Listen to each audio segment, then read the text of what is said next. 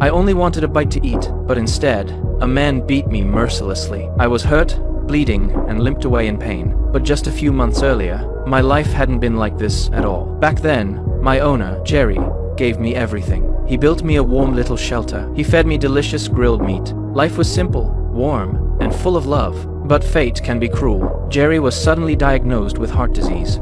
He lost his job, and even his wife left him. From that day on, I was the only one he had left. We depended on each other, and wandered from place to place together. But before long, I got sick too. Jerry rushed me to the vet, but he couldn't afford the treatment. So he went to a second-hand store, and sold everything he owned, just to pay my medical bills. I recovered quickly, but Jerry's condition kept getting worse. He told me not to worry. He said he'd be fine once he took his medicine.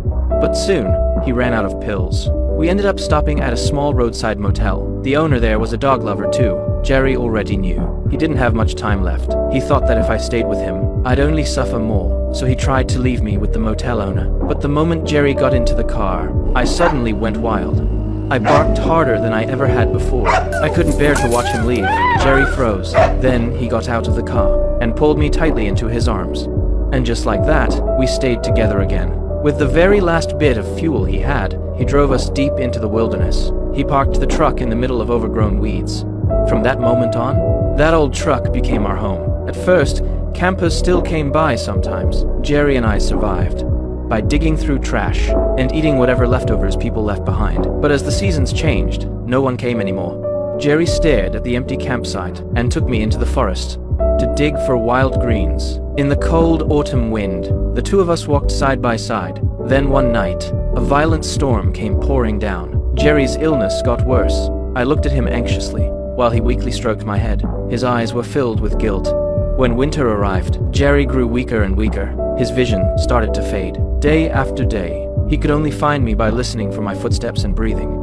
Then one day, inside the truck, he heard scratching at the door. He used every ounce of strength he had left to open it, then whispered to me softly, "I'm not going to last much longer. Thank you for staying with me." As Jerry got worse with each passing day, I kept braving the wind and rain to search for food for him. But not long after that, Jerry died. I didn't understand what death meant. I didn't know that no matter how much food I found, Jerry would never wake up again. Driven by the loyalty that lives in a dog's heart, I kept searching for food every single day, through the harshest winds, through the heaviest snow. People would always see me out on the streets. I dug through trash and ate scraps to survive, but I always saved the best piece to bring back to Jerry. Over time, the food piled up like a mountain. Maybe somewhere deep down, I had already realized that Jerry was never going to wake up again. But I refused to accept it, because as long as I stayed by Jerry's side, I wasn't a stray. I was a dog with a home.